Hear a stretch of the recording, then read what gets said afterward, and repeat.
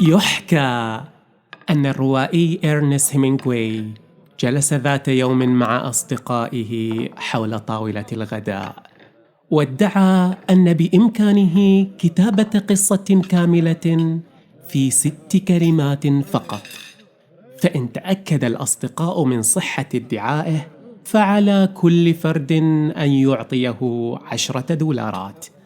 وافق الجميع، فتناول هيمنغواي منديلاً وكتب عليه بضع كلمات، وما هي إلا لحظات حتى تكدست الأموال أمامه، وابتسامة انتصار تعلو شفتيه. فماذا كتب يا ترى؟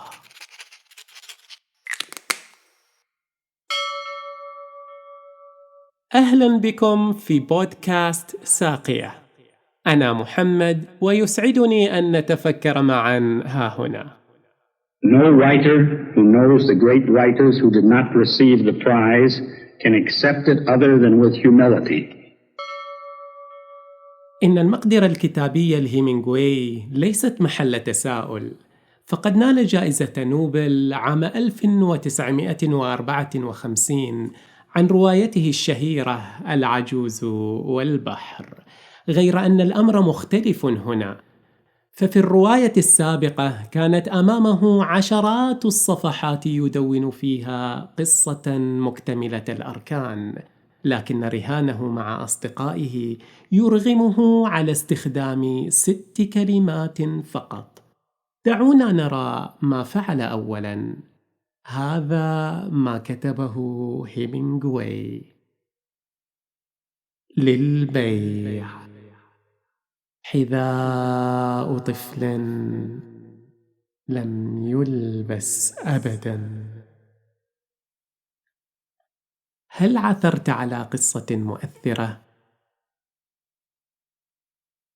هل تحسست عصارة ألم في قلب أم أو أب عرض حذاء طفله الميت أو المفقود للبيع؟ ترى كيف تسنى لهيمنغواي التلاعب بمخيلة قرائه ليتصوروا ما لم يكتب؟ ثمة عدة عناصر تجعل نصه مؤثراً، ونصوصنا كذلك إن أردنا، وسنكتفي ب3 عناصر جوهرية آخرها يحتوي على حيلة بارعة. فلنبدأ بالمخيلة، حيث لدينا معشر البشر قدرة مذهلة تمكننا من رؤية شيء من لا شيء، فتتراءى لنا أشكال في الغيوم ووجوه على سطح القمر، ويعقد أناس مزادا علنيا من أجل قطعة خبز يزعم أنها تحمل ملامح السيدة العذراء.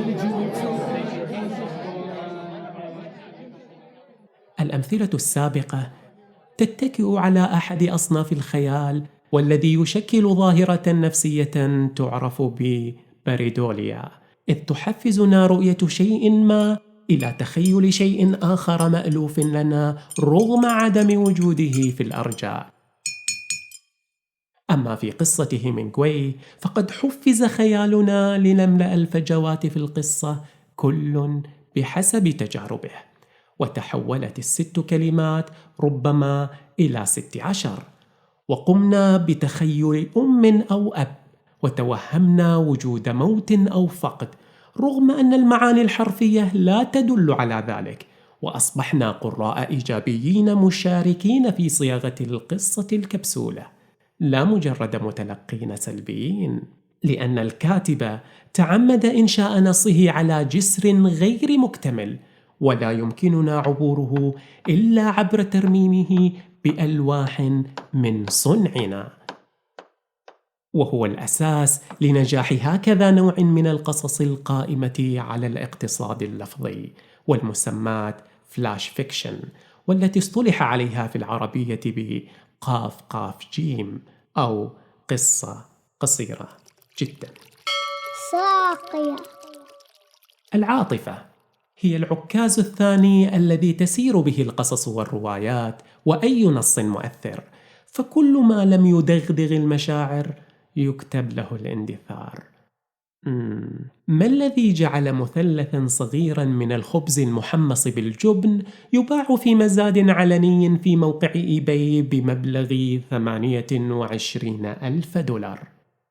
لا تكفي المخيلة العنصر الأول إن رأينا في الخبز امرأة عابرة، فما أشعل حمى المزاد كون المرأة المتصورة هي السيدة العذراء لتمتزج المخيلة بالعاطفة الجياشة. إن إحدى مواهبنا كبشر قدرتنا على نثر بذور العاطفة في كل أرض، وإن عرضت أمامنا دزينة من الأحاسيس فسنميل على الأرجح لاختيار إحساس فائض بالمشاعر ونترك البدائل الأخرى الفاترة. من منا تصور في قصة الكلمات الست أن الحذاء عرض للبيع بسبب صغر حجمه على قدم الطفل، أو أنه لم يرغب في لون الحذاء مثلا، أو أن الأم قد اشترت حذاءين خطأ، أو أن البائع ليس أما وإنما متجر لبيع الملابس؟ كلا كلا، إنها مشاهد باردة عاطفيا وتروق للعديد منا المشاعر الملتهبة. بل ولعل الحزن وتوقع السوء أشد استقطابا من البهجة والتفاؤل. أولم يمكن تصور رغبة أم تود بيع الحذاء لأنها من حسن الحظ أنجبت توأما لا ابنا واحدا كما تحكم البعض؟ هناك ميل إلى أن التوجس وترقب المشكلات أثير لدى البشر لتعزيز البقاء وحفظ النوع، وأما السعادة والرضا فيقللان الحذر ويسهلان وقوعنا فريسة للتهديدات المحدقة بنا عبر العصور. ولكن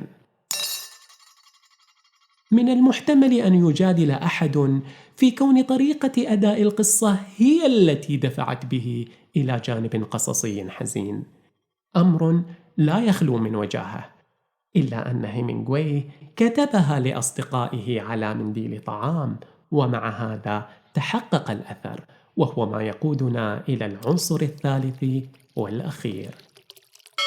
ساقية. نقطتنا الأخيرة هي طريقة العرض، فبها نلوح للجمهور كي ينعطفوا يمينا أو شمالا كيفما نشاء. ولكيفية العرض كتالوج يعج بالأنواع المختلفة، ومن أبرزها التمهيدات التي نحيط بها عملنا، أو ما يسمى أحيانا بعتبات النص، والتي إما تقدم بشكل صريح أو يتم إضمارها فتتسلل خفية إلى عقل المخاطب لتعيد برمجة تصوراته إزاء ما سيلقى عليه. والأسلوب الأخير هو ما فعله صاحبنا هيمنغواي، فإنه علم أم لم يعلم لم يحفز الخيال ويشعل العاطفة فقط، بل ووجه مسار تفكيرنا بتمهيده، فشدنا دون أن نشعر باتجاه ما يريدنا أن نراه، القصة. لقد تحدث مع أصدقائه أولاً عن قدرته على كتابة قصة متكاملة، وبهذه التوطئة قد أعاد تهيئة عقولهم وأطر توقعاتهم وتوقعاتنا كي تصب في القالب القصصي، ليصبح أفق الانتظار عند المتلقي محسوما سلفا، فالقارئ دون شك يترقب أو عليه أن يترقب قصة بليغة وكاملة.